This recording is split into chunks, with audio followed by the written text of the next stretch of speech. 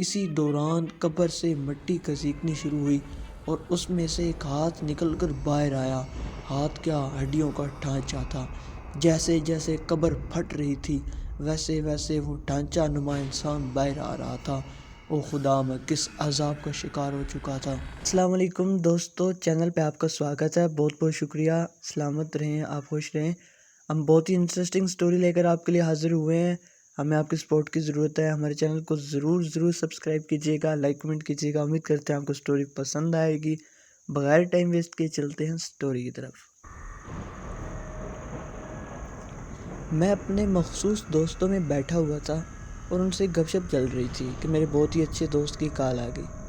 Mobile phone کی رنگ بجی تو میں نے نمبر دیکھے بغیر کال اٹینڈ کی۔ آگے سے طیب کی آواز تھی۔ طیب میرا بہت پرانا دوست تھا۔ السلام علیکم جناب۔ وعلیکم السلام جناب محترم، صبح سے کدھر غائب ہیں؟ میں نے بے تکلفانہ انداز سے پوچھا۔ یار میں صبح گاؤں آ گیا تھا، تم کیا کر رہے ہو؟ طیب نے میری بات کا جواب دیتے ہوئے پوچھا۔ جناب آپ کا ہی ذکر خیر ہو رہا تھا اور ابھی عرفان صاحب آپ کا ہی پوچھ رہے تھے کہ طیب نہیں آیا۔ میں نے ان سے کہا تھا کہ میرے خیال سے طیب آج اپنے گاؤں گیا ہوگا، اس نے اور کہاں جانا ہے۔ میں نے طیب کو جواب دیا۔ اچھا تو آپ سب مجھے یاد کر رہے تھے، اس کا مطلب ہے میری تو عمر بڑھ گئی۔ تو علی تم پھر ایسا کرو کہ فوراً مجھے لینے آ جاؤ بائک پر۔ طیب نے الفاظ کہے مجھ پر جیسے بم ہی گرا دیا۔ بھائی پاگل ہو گئے ہو، رات کے 11 بج رہے ہیں اور تم مجھے کہہ رہے ہو کہ بائک پر جناب کو لینے آ جاؤں۔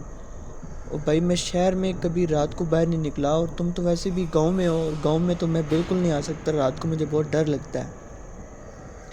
یار تو آ جا، تمہیں میں کہہ رہا ہوں، یہ قریب ہی تو میرا گاؤں ہے، پچھلی دفعہ تو ہی تو چھوڑ کر گیا تھا۔ طیب اپنی بات پر بضد تھا۔ میں نے کڑوا گھونٹ اندر نکلا اور بادل ناخواستہ اس کو کہا کہ ہاں ٹھیک ہے یار میں آتا ہوں، اور دوستوں سے کہا کہ میں طیب کو لینے جا رہا ہوں۔ دوست سب حیران ہو گئے، بھائی اتنی رات کہاں جاؤ گے؟ میں نے کہا اللہ مارے گا، اب ایک دوست ضد کر ہی رہا ہے تو جانا تو پڑے گا۔ میں نے بیچارگی سے کہا اور بائک نکالی اور کک لگائی، اللہ کا نام لیا اور بائک کو ریس دی۔ طیب کے گاؤں والے راستے پر ڈال دی۔ گاؤں شہر سے کافی فاصلے پر تھا، مجھے صحیح سے اندازہ بھی نہیں تھا کہ کس جگہ اس کا گاؤں ہے۔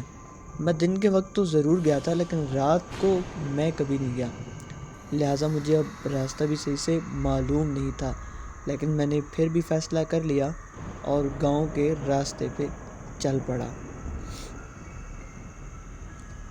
رات کا سب سے خوفناک پہر تھا اور جو مجھے کبھی ڈر نہیں لگا تھا، آج ڈر بھی سارا سمٹ کر میرے وجود میں آ چکا تھا، کیونکہ گاؤں کا راستہ جو کہ بہت زیادہ ویران تھا، کوئی ایک آدھ بائک پاس سے گزرتی میرے دل کو لمحے بھر کے لیے سکون آ جاتا، ورنہ وہی خاموشی، اور خاموشی کو چیرتی ہوئی وہی میری بائک کی آواز جو اس وقت مجھے بہت خوفناک لگا۔ اچانک بہت دور مجھے ایک آدمی کا ہیولہ سا محسوس ہوا۔ میں نے سوچا اس بندے سے رک کر پوچھتا ہوں گاؤں کا راستہ کہاں ہے۔ ابھی میں یہی سوچ رہا تھا کہ اچانک مجھے لگا وہ ہیولہ مجھ سے بھی تیز رفتاری کے ساتھ میری طرف بڑھ رہا ہے۔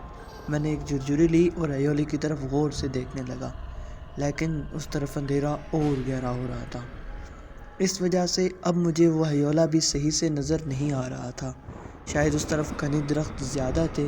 میں نے اپنی موٹر بائک کی رفتار اور تیز کی تاکہ یہ سفر جلدی سے جلدی ختم ہو۔ ابھی میں نے ریس کا ہاتھ گھمایا ہی تھا کہ ایک بہت ہی بھیانک چیخ نما آواز نے مجھے کہا رک جا۔ میری اپنی چیخ نکل گئی اور میں موٹر بائک سے نیچے گرتے گرتے بچا۔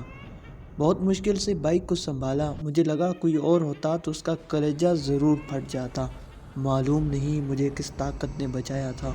میری بائک ایک دفعہ تو میرے ہاتھ سے آؤٹ آف کنٹرول ہو گئی، لیکن میں جلد ہی سنبھل گیا۔ کچھ فاصلے پر مجھے لائٹ نظر آئی، میں نے وہاں اترنے کا فیصلہ کیا اور سوچا اتر کر طیب کو کال کروں گا۔ میں بائک کو سپیڈ دی اور روشنی والی جگہ پر پہنچا۔ میں نے بائک بند کی، اتر کر سب سے پہلے اپنے حواس بحال کیے، ڈر کے مارے میرا ویسے بھی برا حال تھا۔ میں نے اپنی جیب سے موبائل نکالا اور طیب کا نمبر ڈائل کرنے لگا۔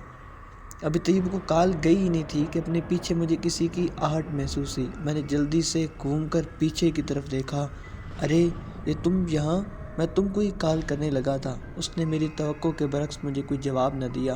طیب خاموش کھڑا میری طرف دیکھ رہا تھا جیسے وہ کسی کے ٹرانس میں ہو۔ میں اس کی طرف بڑھا تاکہ جلدی سے اسے ایک چماٹ لگا سکوں، جس نے مجھے اتنی رات کو یہاں بلایا اور اب ڈرامے کر رہا ہے۔ لیکن وہ مجھے آگے بڑھتا دیکھ کر پیچھے کی طرف قدم بڑھا کر چلنا شروع ہو گیا۔ جیسے جیسے میں اس کی طرف بڑھا ویسے ویسے وہ پیچھے کو ہوتا گیا۔ میں جیسے ہی معمول کی حیثیت اختیار کر چکا تھا، طیب نے اب کھیتوں کی طرف رخ کر لیا۔ اس کا منہ میری طرف تھا، لیکن وہ پیچھے کی طرف چل رہا تھا، جیسے اس کی اپنی آنکھوں سے پیچھے کی طرف بھی دیکھ رہا ہو۔ موڑ وہ ایسے کاٹ رہا تھا جیسے اس کو پتا ہو کہ اس نے مجھے کہاں لے کر جانا ہے۔ میں نے گھٹتے سے احساس میں ساری ہمت جمع کر کے ایک بار پھر طیب کو پکارا، طیب ہم کہاں جا رہے ہیں؟ لیکن اس نے کوئی جواب نہیں دیا۔ اب ہم کھیتوں میں بڑھ رہے تھے۔ میں نے اپنے اندر کی پوری طاقت جمع کی اور ہوا سے بھاگنے کے لیے پورا زور لگایا، لیکن کچھ بھی حاصل نہیں ہوا۔ میرے اب ہوشان قطع ہو چکے تھے۔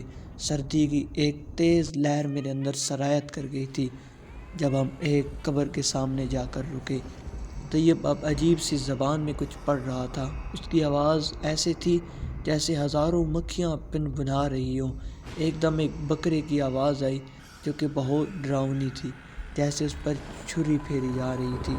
ایک دم میرے اوپر ڈھیر سارا پانی پھینکا گیا جو کہ بہت بدبودار تھا اور چپ چھپا بھی تھا۔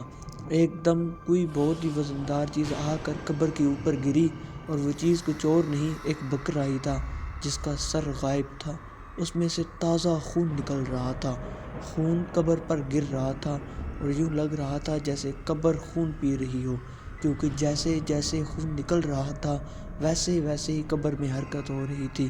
میں ادھر خوف کے مارے سارا منظر اپنی آنکھوں سے دیکھ رہا تھا۔ مجھے یہ بھی خیال نہ رہا تھا کہ چپ چپا سا پانی مجھ پر گرا تھا، وہ بھی تو خون تھا، جو مجھے بعد میں پتہ چلا۔ میں ڈر کے مارے اس وقت اپنی جگہ پر ساکت کھڑا تھا۔ میں نے وہاں سے ہلنے کی بہت کوشش کی، لیکن بے سود ثابت ہوئی۔ میں نے پیچھے موڑ کاٹ کر طیب کی طرف دیکھنا چاہا تو جیسے میری گردن میں لوہے کا ایک سخت کڑا ہو جو مجھے ہلنے نہیں دے رہا تھا۔ میری حالت اب یوں تھی کہ میرے جسم پتھر کا بن چکا تھا، لیکن دماغ چل رہا تھا، آنکھیں سب دیکھ رہی تھی، زبان بند ہو چکی تھی، حتیٰ میں تھوک بھی نہیں نکل پا رہا تھا۔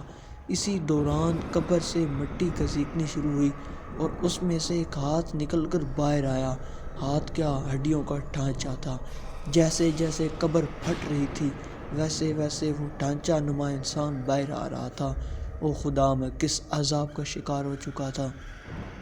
اب میرا جسم جیسے آگ کے پاس رکھ دیا ہو، اس کے شعلے میرے جسم کو اپنی لپیٹ میں لے رہے تھے۔ میں چیخنا چاہ رہا تھا، لیکن میری زبان کو جیسے کسی نے مضبوطی سے بند کر دیا ہو۔ میری آنکھوں سے پانی بہہ رہا تھا، انتہا کی بے بسی تھی۔ مجھے اپنی جگہ سے ہلنا تو درکنار، سانس لینا بھی مشکل ہو رہا تھا۔ ایک دم سے طیب، جو معلوم نہیں کب میرے پیچھے چلا گیا تھا، ایک دم آگے آیا۔ اوہ شٹ، یہ کیا! طیب کا جسم وہی تھا، کپڑے وہی تھے، پر سر کی جگہ بکرے کی سری رکھی ہوئی تھی۔ اب تو میں مرنے والا ہو چکا تھا۔ قبر سے وہ مردہ باہر آ چکا تھا۔ اوہ خدا، یہ کیا تھا! ایک ایسا بنجر جس کے منہ پر ماंس آ رہا تھا، باقی ڈھانچہ ماंس کے بغیر۔ اس نے باہر نکلتے ہی سب سے پہلے بکرے کی طرف لپکا اور بکرے کو یوں اٹھایا جیسے کوئی بچہ اپنا من پسند کھلونا اٹھاتا ہے، اور اس میں اپنی خوفناک دانت پیوست کر دیے۔ یہ منظر دیکھ کر میں اتنی شدت سے چیخا کہ ارد گرد کا منظر دہل گیا۔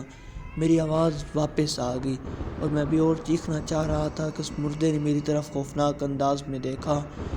اس کی آنکھیں تھیں نہیں، وہ دو انگارے تھے جو کہ دہک رہے تھے۔ اس کی شکل جو کچھ واضح ہو رہی تھی، کوئی انتہائی بھیانک تھی۔ وہ میری طرف ایسے دیکھ رہا تھا جیسے اب وہ مجھے کھانے کے لیے آئے گا اور میری گردن میں دانت پیوست کر دے گا۔ میری چیخ کی آواز میں وہ ایک دم چنگاڑا۔ اتنی خوفناک آواز، میرے کان کے پردے پھٹ گئے ہوں گے اور میرا دل بند ہو گیا۔ میرا دماغ جو سارا منظر دیکھ رہا تھا ایک دم سے بند ہو گیا، اور جیسے لائٹ بند ہوتی ہے بالکل ویسی تاریکی چھا گئی۔ آخری احساس میں زمین کی طرف آ رہا تھا، اور دور، بہت دور سے طیب کی آواز آ رہی تھی، بہت دور سے طیب کی آواز آ رہی تھی۔ نہ جانے وہ کیا تھا، کیسا تھا، کیسے ہو گیا۔